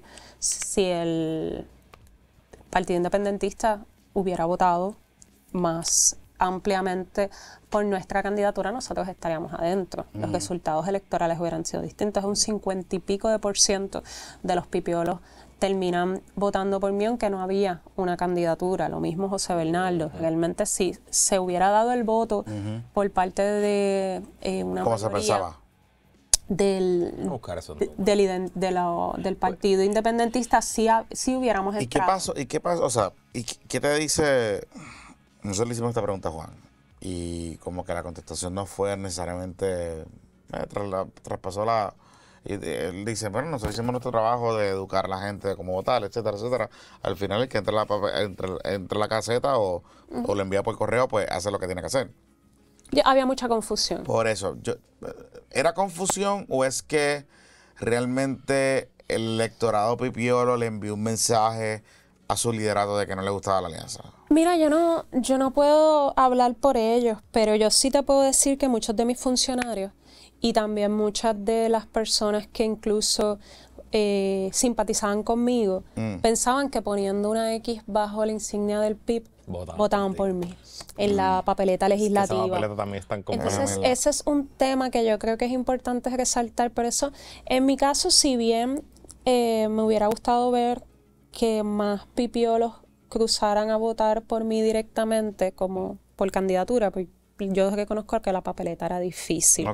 Yo no veo una intencionalidad, al contrario, yo creo que el liderato nacional hizo su trabajo de siempre que estaba en los medios hacía ese llamado, pero cambiar al elector a votar, un elector que tradicionalmente te vota íntegro, como es el pipiolo, moverlo a que vote por candidatura, pues requiere un trabajo más directo, y eso lo aprendimos también de esta experiencia. Yo no pretendo pensar que no se hizo el trabajo que en ese momento se pensó que era el necesario, pero aprendimos de esta experiencia que definitivamente la papeleta legislativa es muy confusa. Por eso pensarse en una estrategia de alianza para el 2028, pues tienes que tomar en consideración esos elementos, pero si se hubiera logrado con más tiempo, porque también el elemento tiempo nos jugó en contra, cuando finalmente podemos empezar a educar al electorado, quedan muy pocos meses para que pudieran ellos entender bien, pero sí yo tengo muchos funcionarios que representaban a Victoria que me decían que muchos de los electores estaban confundidos de cómo hacer esos cruces, y que habían personas que le apalabraron, ¿verdad? Que pensaban que votando íntegro por el PIB, pues votaban por las candidaturas de Victoria Ciudadana. Tú sabes que quizás una reforma electoral en la que todos pudiéramos estar de acuerdo es eliminar el voto íntegro. Que ya de por sí se está... Y obligar a todo el mundo a que vaya candidatura por candidatura. Incluso si se pudiera, yo tampoco hacer 9 papeletas, pero como son las papeletas en muchos estados en Estados Unidos, que es una sábana que tú vas carrera por carrera y tú vas llenando bolitas o poniendo X, porque claro, imagínate en el diseño de papeletas si hubiera sido diferente, y busqué, Juan Dalmau sacó en el precinto 3, que lo ganó, 11.838 votos. Y Eva sacó 9.085. O sea, 2.000 y pico de votos menos. Y yo estoy de acuerdo contigo. Yo no creo que haya sido mala fe. Quizás el PIB pudo haber sido más agresivo pues pidiendo el voto para Eva. Probablemente sí, pero también uno tiene que entender que la elección para gobernador, pues va a hablar del gobernador. O sea, entonces todo todo el espacio mediático que hay, el espacio en redes sociales, el espacio en el cerebro del elector, pues tú tienes que llenarlo pues con las candidaturas nacionales. Entonces, pues, o sea, no es tan sencillo como decir voten por Eva y voten por Juan Dalmau. Y yo te voy a dar un ejemplo todavía más sencillo de cómo entender que el electorado se le hizo difícil al final votar. Es que hasta de Victoria Ciudadana hubo voto íntegro. Hubo menos. Ajá. Hubo menos. Pero nosotros en el precinto 3 hicimos ese análisis y aunque cualquier integrante de Victoria votara íntegro, le estaba quitando votos a Mariana y a Bernabe. Claro. Así que eso es una muestra de cómo la gente no entendía del todo, incluyendo aquellos que querían votar por nosotros, pensaban que votando de forma íntegra le podían dar el voto a nuestras candidaturas. Así que la confusión fue real.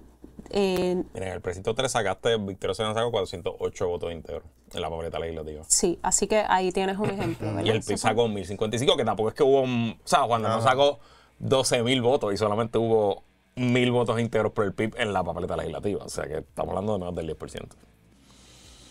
Sí, por eso es que la teoría de una sola papeleta y una sola columna cobra fuerza. Sí, definitivamente el pensar en una sola columna hace sentido desde esa perspectiva de lo difícil que puede ser educar al elector que está tan acostumbrado, es elección tras elección, que se le ha educado de votar de forma íntegra, que incluso hasta la lealtad a un partido se define por eso. Que 3X bajo la insignia de tu partido y es como un llamado que se hace. Y hace todo el sentido por cómo está estructurado ese sistema, pero cuando entonces quieres educar al elector para salirse de eso, pues toma tiempo. Mira, vamos a hacer una pausa, la última pausa, para entonces hablar de lo que está pasando ahora, los famosos y ese tema. Sí, pregunta como si Victoria Ciudadana existe, de esas cosas. Ok. No es así problemático. Ok, antes que se acabe el mes, Ajá. vamos a regalar la nueva suscripción de Jabonera Don Gato Ok. a una persona que esté suscrito a nuestro YouTube. Aquí está. Si nos está viendo en YouTube, Wilton. Si nos está viendo en YouTube. Ahí está. la inmensa mayoría de la gente que nos ve en YouTube no está suscrita. No está suscrita, No, nos la ven, inmensa mayoría. exacto. Nos ven, pero no está suscrito.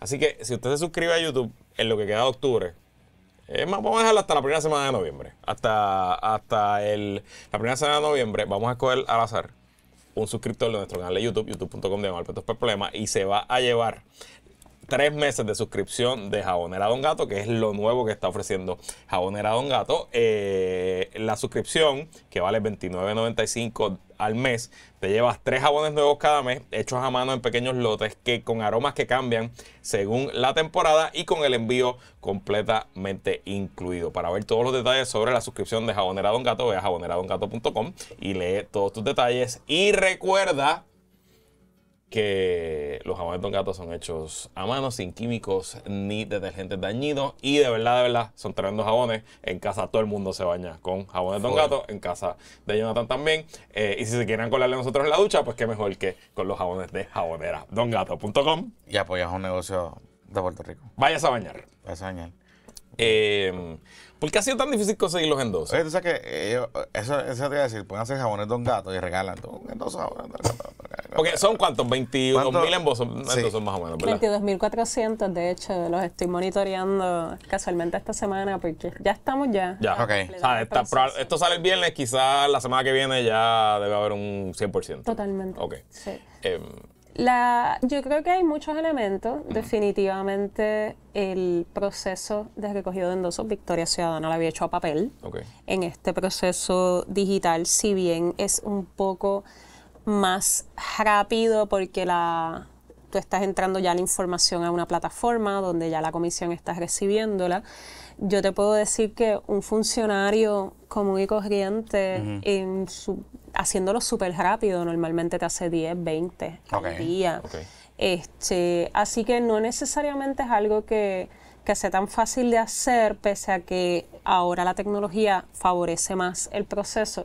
Y cuando tú lo hacías en papel, tú tenías un funcionario que te podía hacer 100 endosos en un día porque empezaba a lograr que mucha gente filmara. Así que ese proceso es un poco más lento.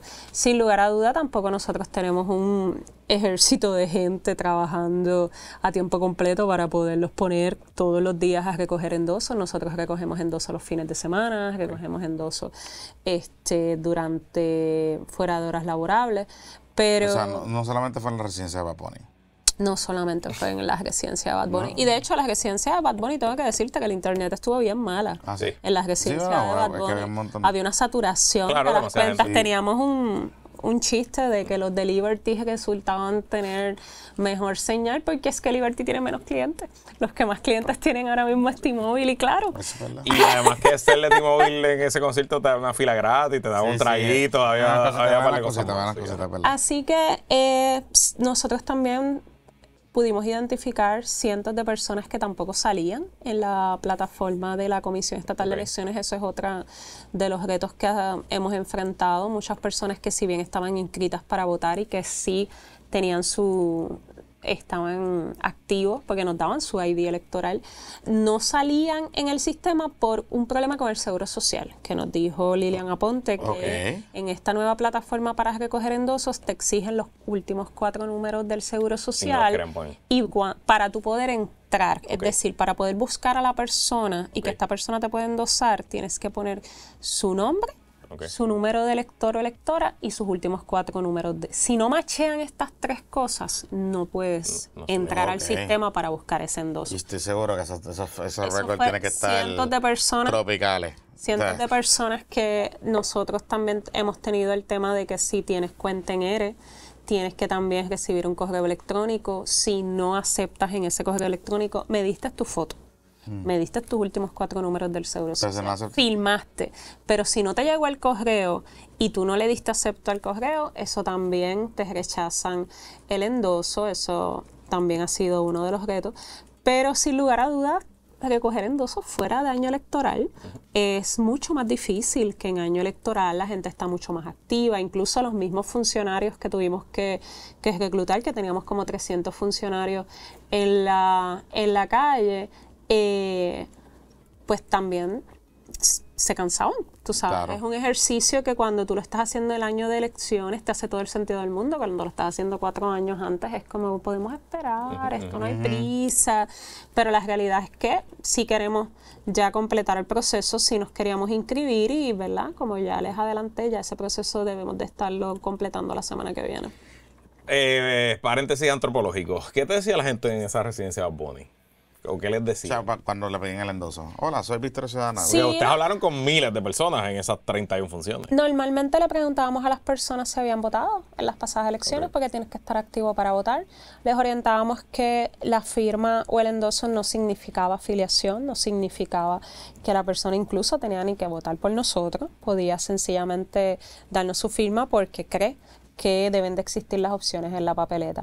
La mayor parte de las personas, sinceramente, han respondido de forma muy receptiva. Obviamente, si la persona se identifica con el partido, con otro partido, tiende a ser más reacia. Y hay muchas personas que sencillamente no están activas, que estuvieron participando de estos conciertos y nos hemos enfrentado con muchas también cuando hemos hecho campaña. Así que yo creo que el tema de sí hacer esto fuera de año electoral, luego de un proceso electoral duro, pues hay agotamiento. Pensar que la gente está bien pompeada después de un año haciendo campaña todos los días y cuando tu trabajo no es sino que realmente tienes que atender otras cosas, pues hacía que tomara más tiempo. Y cuando tú lo haces a papel es mucho más sencillo poder coger endosos masivamente. Qué interesante, o sea que en tu opinión, que todo esté digitalizado y que se pueda salir de con el teléfono hace más difícil que... Hace más complicado. Más difícil hacer muchos a la vez por funcionario. Y a eso le añades que tienen que ser funcionarios que dominen la tecnología. Antes tú podías tener a la señora de 60, 70 años bien pompeada, cogiendo firma a toda la iglesia. Ahora tiene que ser la señora que maneja el celular, que sabe cómo cambiarle pantalla, que si el internet no le sirve, sabe cómo maniobrarse. Y que se ha bajado 32 apps de esos truqueados, tiene el celular lleno de anuncios. Candy Crush y todas esas cosas. Pero es curioso, esa no lo había considerado, pero te doy ese punto porque es verdad. Y de hecho, antes, coger un endoso en papel, tú podías coger el nombre, los dos apellidos, fecha de nacimiento, la firma y después tú lo terminabas de llenar. Sí, ahora en este proceso tienes que Y antes también cuando lo hacías en papel, la persona no te tenía que dar la foto. No, Aquí claro. le estamos pidiendo fotos, aquí le estamos pidiendo los 4 del Seguro Social. Claro, sí que... Hay unas cositas, unos detallitos que no te voy a decir que fueron un game changer, pero ponían a la gente como a dudar. ¿Por qué tengo que dar mi foto? Entonces no es obligatorio. Claro. Pero sí me rechazaron unos cuantos endosos porque supuestamente la firma no se leía. Entonces esos tipos de detallitos también hacen el proceso más lento. Mira Porque que, entonces tenemos que sustituir. Ustedes buscaron entonces en las iglesias, dice que si ustedes son ateos, que no pueden. Sí, Pero yo ustedes tienen como una red de saberes religiosos, ¿no? yo no soy atea. Yo soy la primera Sambo, que no por soy favor. atea. Aquí el ateo soy yo. Ajá, El ateo soy Sambo, yo. por favor. Así que Pero no, el Movimiento Victoria Ciudadana no solamente no es ateo, pero sí es un partido que cree en la separación de iglesia y Estado, que cree en pero ustedes tenían como una red de eso, sí, ¿verdad? es la red de, bueno, es de espiritualidades se llama. La red de espiritualidades, ahí comulgan desde personas que no necesariamente practican ninguna fe organizada, ninguna religión específica, porque hay humanistas allá adentro. De hecho, Mariana se identifica como una humanista, aunque no se identifica con ninguna religión, y sí ella se identifica como atea, ¿no?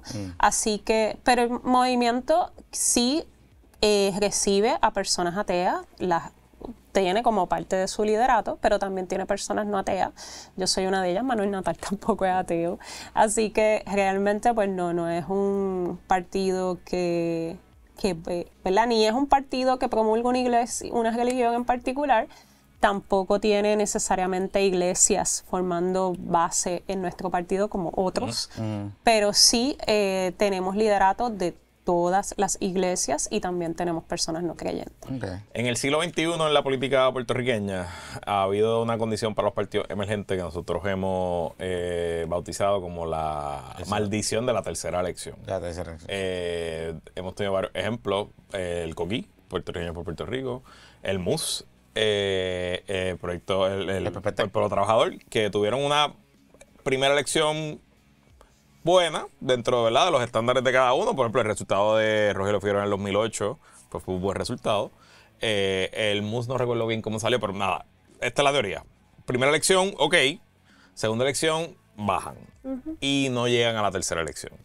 Por ejemplo, creemos que Proyecto Dignidad va en ese camino, en nuestra lectura aquí, porque vemos que están pasando demasiadas cosas, su liderato principal se ha ido, hay una lucha interna. Sí, la suerte que tienen es que tienen delegación legislativa. Exacto, que En por lo teoría, menos, en teoría, pero todo apunta a que su principal legisladora, que es la senadora Jan Rodríguez Bebe, está como agente libre, hace lo que da la gana, no se ha integrado al nuevo liderato del partido, etcétera.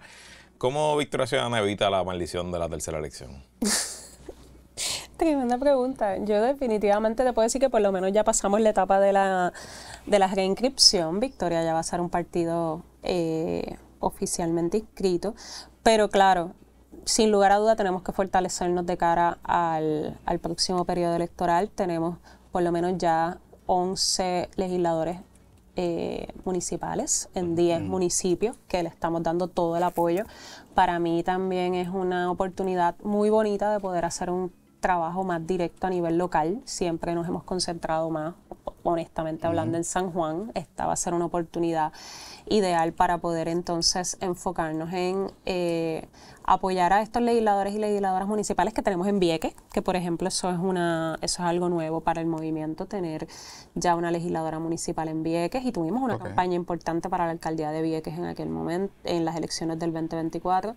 Tenemos en San Juan, seguimos teniendo 2 sillas, que sin lugar a duda San Juan sigue siendo una parte fundamental de nuestros objetivos electorales, independientemente de cuál vaya a ser nuestra candidatura. ¿Y San Juan en el 2028 sería con Manuel Natal de nuevo? Eso no se ha decidido, eso en principio no se ha discutido. Eso, por un lado, pues obviamente será Manuel Natal si decide correr, y eso serán conversaciones que se tengan en su momento. Pero sí queremos apostar a hacer más trabajo a nivel local, municipal, fuera de San Juan. Okay. Y yo creo que esa es la apuesta que estamos haciendo.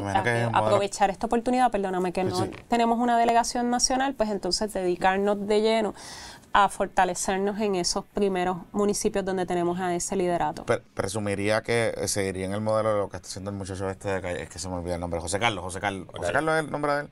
José Carlos, que se ha insertado en la fiscalización del municipio, logró, me parece que con Eliezer Molina, que se le aprobara, se le introdujeron una resolución, se le llegó a aprobar, no sé si se aprobó, una investigación del Senado. Por el tema de las expropiaciones forzosas en Calle. No sé si eso es lo que ustedes estarían pidiéndole o ayudando a los legisladores o al liderato local a hacer. Sí, ese tipo entre muchas cosas. Okay. Yo creo que José Carlos está mostrando un interés genuino en seguir atendiendo los asuntos que están pasando en un municipio donde él tiene un interés personal de seguir apoyando esas comunidades a las cuales él está ayudando. Así que asimismo queremos que nuestro liderato siga haciendo trabajo comunitario. El trabajo que nosotros queremos hacer como Victoria Ciudadana no se reduce a un puesto en el gobierno, al contrario, queremos estar en el día a día de nuestras comunidades. Por eso el que podamos aprovechar ahora, apoyar y estar más presentes en estos 10 municipios, para mí es fundamental, no solamente para trabajar la parte de fiscalización, sino para que también veamos cómo funcionan estos gobiernos locales, y yo soy de las que creo que hay que fortalecer los gobiernos locales. Los municipios aquí en Puerto Rico, hay mucho trabajo que hacer ahí. Las legislaturas municipales son hasta cierto punto un sello de goma del alcalde. Sí. Y en otros países, incluyendo tan cercano como Estados Unidos, las legislaturas municipales son un foco de poder importante de las comunidades. Y aquí en Puerto Rico queremos trabajar también ese modelo de asambleas municipales. Ya estamos hablando incluso con organizaciones en Estados Unidos que apoyan a estos funcionarios electos en las legislaturas locales, y queremos poder también sembrar esa semilla en nuestro liderato y poder estar presentes desde el día 1. Y tampoco se redunde solamente esos 10 municipios, pero para mí mi prioridad van a ser esos 10 municipios al inicio. Cuando se habla un poco de Victoria Ciudadana, siempre se habla solamente de San Juan. ¿Cómo lograr extrapolar el relativo éxito, aunque no pudieron ganar, pero el relativo éxito que ustedes tuvieron desde el punto de vista organizativo y electoral en San Juan al resto del país, que es muy distinto? Claro, y ese es uno de los retos. Yo creo que es súper importante lo que estás mencionando. Y por un lado, pues para mí no es ajeno hacer trabajo comunitario fuera de San Juan. Lo hice tanto con el tema de los aumentos a la luz. Yo recorrí toda la isla dando charlas en todos los municipios sobre los posibles aumentos a la luz por el pago de la deuda en la quiebra de energía eléctrica. También en el tema de las pensiones recorrí toda la isla.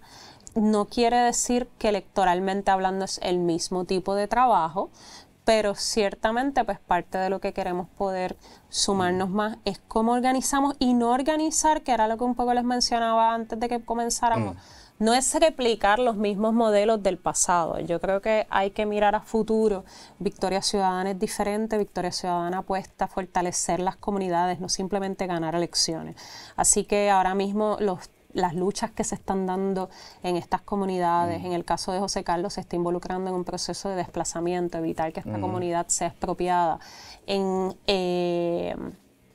En Cabo Rojo está pasando lo del proyecto Esencia, y poder apoyar lo que está para que esas comunidades se fortalezcan y eviten el desarrollo de este proyecto con todos los impactos ambientales que se están dando. En Vieques, nuestra legisladora municipal en Vieques está tratando de visibilizar los problemas de pobreza que hay en Vieques. Sigue habiendo un montón de problemas de pobreza. En el caso de Quebradillas, la legisladora municipal de Quebradillas me habla del problema de acceso al agua que hay en Quebradillas también, por más que es un municipio costero. Así que yo creo que el punto aquí es que no es simplemente organizarnos electoralmente pensando en que vamos a ganar las elecciones en el 2028, que es una aspiración, que es parte de por lo cual nacimos, pero sí en mi caso, como yo me considero una persona que trabaja a nivel organizativo como mi profesión, creo en el potencial de estar más activos en la vida diaria de estas comunidades. Y ser relevantes también, pertinentes para ellos. Y en la política local, porque yo creo que Victoria tiene que estar en la política nacional. Yo voy a seguir siendo una de las portavoces del movimiento y voy a estar más en el día a día, ahora que soy su coordinadora general. Lo mismo los demás portavoces. Ana Irma sigue siendo nuestra portavoz a nivel nacional, Rafael Bernabe sigue siendo parte de nuestros portavoces, Manuel Natal sigue siendo parte del movimiento. Y en la medida en que hayan issues en particular, Mariana Nogales también, hayan issues en particular que necesitemos estar más presentes en la discusión nacional, ahí vamos a estar. Pero queremos estar más en esos trabajos locales a nivel de municipio. Por eso, una de las cosas que siempre nos decían personas que estuvieron vinculadas a Victoria Ciudadana, es que se hacía ese trabajo de comunidad, en algunos casos no necesariamente disciplinado, pero sí se hacía, y que sentían que a veces no tenían un apoyo de voces nacionales importantes para, ¿verdad?, qué sé yo, utilizar la exposición que tiene Eva o Manuel o el que sea y llevar ese issue local a que alguien lo pueda cubrir, a que alguien preste atención. Nosotros siempre mencionamos el ejemplo del caso de Ponce, cuando ocurrió la situación con Irizarry Pavón y el alcalde de Dios, que había un candidato que era parte de la legislatura municipal, muy bueno, muy efectivo. Y nosotros siempre planteamos por qué el liderato de San Juan, teniendo una persona que había planteado ya en un sinnúmero de ocasiones, había cubierto inclusive las cosas que le estaba señalando sobre ese y sobre otras cosas dentro de la legislatura, en ningún momento dado se le fue a dar una conferencia de prensa, que sea, por ejemplo. Esas son cosas que cambiarían, que de pronto, no en todo, pero en cosas puntuales que sean de la gente urgente, que estén representadas a nivel local. Totalmente. De hecho, yo estoy todo el liderato nacional tratando de darle visibilidad a ese trabajo que están haciendo estos muchachos. Totalmente. De hecho, José Alberto Hernández Lázaro, que es el compañero que estás mencionando, que fue legislador de nosotros a nivel municipal en Ponce, es parte de mi equipo de trabajo. A nivel nacional, él está de lleno trabajando con nuestro equipo de legisladores y legisladoras municipales. Y yo estoy encima de ellos literalmente para eso, para poderle dar mayor visibilidad al trabajo que están haciendo. Y eso sí, eso es una de mis prioridades, porque sí creo que si bien muchas veces esta idea de que puede hacer un legislador municipal parecería ser poco, la realidad es que están invisibilizados. Lo que hay es que visibilizar ese trabajo que están haciendo y poder proyectar mejor cómo se puede trabajar a nivel local. Ya estamos terminando, pero... Antes de terminar, rápido, espérate. ¿Qué ha pasado con la investigación de las novelas? Eso terminó ya. Esa investigación acabó hace unos meses atrás. Tengo que, ¿verdad?, reconocer aquí frente a ustedes que la querellante fue una de las que, para participar del proceso, dijo desde el día 1 que quería completa confidencialidad sobre los resultados de la misma. Así que el proceso acabó. Lo que sí hubo todavía algunos detalles de la resolución final que se le tuvieron que volver a notificar a las partes, y no te puedo entrar en los detalles precisamente porque estamos en esa etapa. Pero si ya ese proceso culminó, ya te diría que este viernes es la última etapa del proceso interno que se lleva a cabo, porque puedes apelar incluso la determinación. De las cosas que puedo adelantar, no hubo ningún tipo de hallazgo de delito alguno. Eso sí hubo unas conductas que incomodaron a la compañera. Yo creo que Victoria también tiene mucho que aprender de ese proceso, sobre todo de cómo hacer estos asuntos de forma más ágil, más respetuoso a las partes involucradas. Yo creo que el que todo esto explotara en medio de las elecciones tampoco ayudó a que se atendiera con la ligereza que se puede atender. Pero el proceso acabó hace varios meses. Wow. ¿Habrán... Se va a haber una publicación, vamos a tener un resultado, un anuncio oficial en algún momento? Yo tuve una conversación con ella, precisamente porque cuando revisamos los documentos, el que ella condicionara su participación a la completa confidencialidad es un asunto que tenemos que atender en la coordinadora ejecutiva, cuánta información podemos tener este viernes al culminar ya el proceso. Si ninguna de las partes decide apelar la resolución, yo voy a consultar qué información se puede hacer pública. Pero sí, sí hay una resolución final por parte del comité que lo investigó. Sí es un asunto que yo misma no estoy satisfecha con cómo se manejó por el tiempo que demoró. Yo creo que la información que salió a relucir, la gran mayoría de la información no es cierta de lo que ocurrió allí. Pero Victoria también tiene mucho que aprender de esto para que ninguna mujer, pase lo que pase, se pueda sentir de alguna manera no protegida. Claro, por el y que no tengan acceso a ser protegida y a ser vindicada en el caso de que... Y atendida. Yo creo que claro, es fundamental que se siga. Yo sí creo que los partidos tienen que tener estos procesos. Yo sí creo que estos procesos también ayudan a que no ocurra también lo que pasó con Néstor Duprey, que mucha gente siente que se debió de haber dado un proceso interno más elaborado donde se escucharan a todas las partes. Victoria escuchó a todas las partes, Victoria se acercó a ella, pese a que ella no necesariamente había activado el proceso para tratar de darle oportunidad a escucharla. Se escuchó a Orlando también y se tomó una decisión. Yo creo que los partidos tienen que tener esos procesos internos para ser justos también con todas las partes. ¿Habrán sanciones? ¿Cómo hacerlo?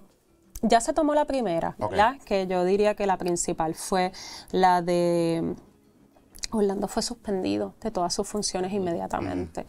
Ya a estas alturas el comité sí tomó una medida en el cual, respetando un poco la incomodidad de la querellante, de una medida preventiva, pero no necesariamente conlleva una sanción adicional a la que ya se tomó, que fue la de la separación del compañero de sus funciones. Ellos no son gobierno, no pueden meter preso a nadie. Sí.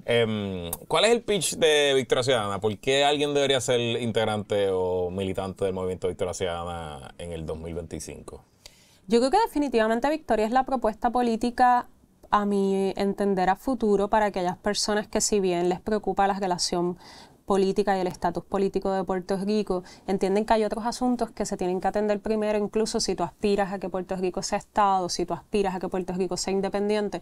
Tú sabes que la realidad económica, social de Puerto Rico nos expone a muchos problemas para poder lograr cualquiera de esas realidades políticas. Si somos independientes, no tenemos un modelo económico que verdaderamente nos asegure esa solidez económica, competir contra los otros países con los cuales nos estaríamos enfrentando. Esa no es la realidad económica de Puerto Rico. Lo mismo si queremos ser Estado.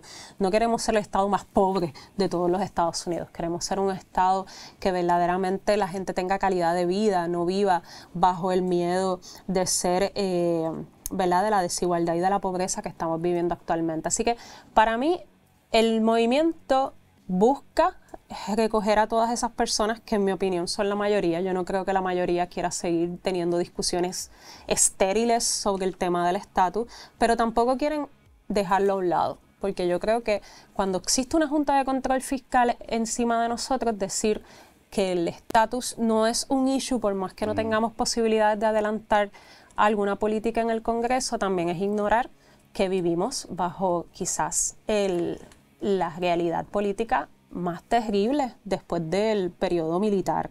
Así que yo creo que esa es Victoria, una propuesta novedosa donde recoge a muchos grupos también que creemos en los derechos humanos, que creemos en que tiene que haber separación de iglesias y Estado, que creemos en la diversidad, en la equidad de género, en que las personas tienen derecho a amar a quien quieran. El lenguaje inclusivo.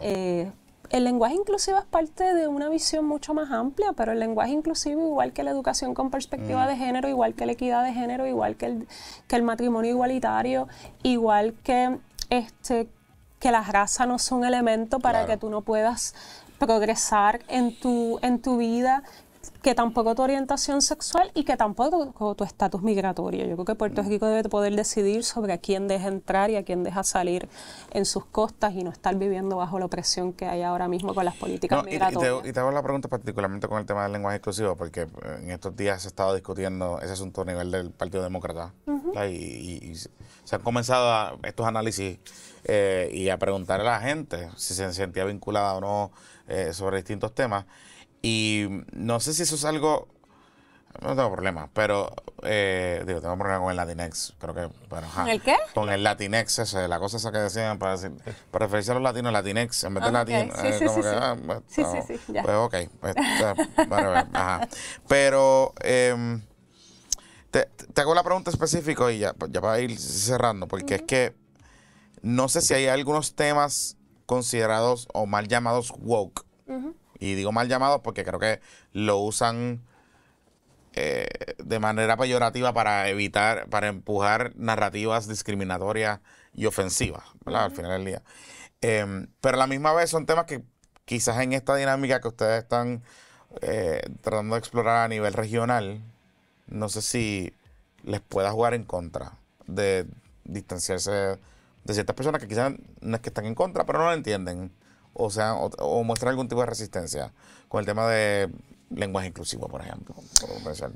Yo creo que para nosotros lo fundamental es que se trabajen los problemas de desigualdad de género, los problemas que tienen que ver con discriminar a la comunidad LGBTQ+, el que no se les reconozcan los derechos a la comunidad trans, el que la comunidad tenga que estar ahora sufriendo de no tener acceso a la salud por su identidad de género. Eso para nosotros es lo más importante. Okay. Lo que pasa es que obviamente sabemos que el lenguaje también es un espacio de poder que tanto rechazo a que se reconozca que eso es un aspecto importante, pues también nos parece esconder la realidad detrás, que es el machismo y el discrimen hacia esas otras formas de vida. Pero definitivamente para nosotros la prioridad es lo fundamental, es garantizar que no se siga discriminando a las comunidades LGBTQ+ por su orientación sexual e identidad de género, que las mujeres no vivan bajo el miedo de ser víctimas de agresión, de violación y de violencia en su relación de pareja. O sea, eso para nosotros es la prioridad. El lenguaje exclusivo no lo es si eso pone entredicho estas otras cosas, pero también lo entendemos como parte fundamental. Y la oposición nos parece hasta un poco inmadura en términos de que eso no adelanta ni quita. O sea, la realidad es que es como que realmente impide adoptar estos conceptos a lo demás. Nos parece, ¿verdad?, que no adelanta mucho, pero tampoco vamos a dejar de creer en lo que creemos. Claro. Eva Prado, gracias por estar con nosotros. Venir. Muy buena la conversación. Sí, estuvo profunda, tocamos muchos temas. Te dije que íbamos a salir a las 10:40 de la noche, son las 10:41, así que I know my people. Pero tú teníamos que preguntarle un montón de cosas. Todo el tiempo tenemos a la coordinadora. Oye, nos fuimos en profundo. Sí. Ya hablé con el coordinador de comunicaciones, a ver si te traemos también el programa de radio de vez en cuando y de cuando en vez para hablar de distintos temas. Me deben el de las pensiones, el de energía eléctrica. El de energía eléctrica. Eso sí es importante. Y shows del día a día. Lo que pasa es que este podcast de los extra que sale los viernes, los jueves en el Patreon, lo que queremos es que sea de tema, ¿cómo se dice? Evergreen. Que no sean tópicos específicos de la semana, sino que el que descubra este podcast en 2 años lo pueda escuchar y sea tan relevante como el del día que se grabó. Así que gracias por estar aquí. Gracias por estar aquí, Eva. Y ya, como siempre le hemos dicho, siempre el espacio está abierto para que todas las voces estén representadas, aunque no estemos de acuerdo en muchas cosas o si estemos de acuerdo, pero que el país, bueno, nosotros no podemos decir que el país, pero por lo menos la gente que nos sigue pueda estar informada y entender las posiciones que ustedes tienen y que tienen ustedes, que tiene dignidad, que tiene el otro, y así creo que al final del día tenemos un electorado mucho más informado y educado. Definitivamente, y gracias por la oportunidad, porque estamos de acuerdo. Lo importante es que podamos conversar de cuáles son las perspectivas de cada uno. Amigos, hasta aquí esta edición. Gracias por habernos acompañado. Seguimos pendientes. Esto está grabando miércoles, sale el viernes. Obviamente, ya el viernes, en Puestos por la Mañana, vamos a haber discutido 2 cosas. Esta orden de un pre-trial, de un Marshalls, de la investigación que está relacionada, donde hace una mención de una investigación federal de la caseta de la gobernadora o relacionada por la caseta de la gobernadora. El primero que la reportó fue hoy Oscar Serrano. En Noticel está teniendo problemas, de hecho, con la página, aparentemente por el tráfico que puede estar recibiendo por esta situación. Y también ya habremos discutido que muy probablemente, casi con 100% de grado de certeza, la gobernadora vetó el proyecto de la eliminación al impuesto al invento. Así que no abrazó el capital. No abraza el capital y el capital está bien molesto. El capital está bien molesto. Pero bien, joder. El capital está molesto con K. Pero bien molesto. Bien capitalizado está. Exactamente. Y le invitamos a que usted busque contenido de nosotros exclusivo. Esta semana sacamos la historia de Mr. G-Wagon, uno de los acusados federales de evasión contributiva. Está bien chula. Cosas que pasan en el país. Hacer que volar. Hacer que volar.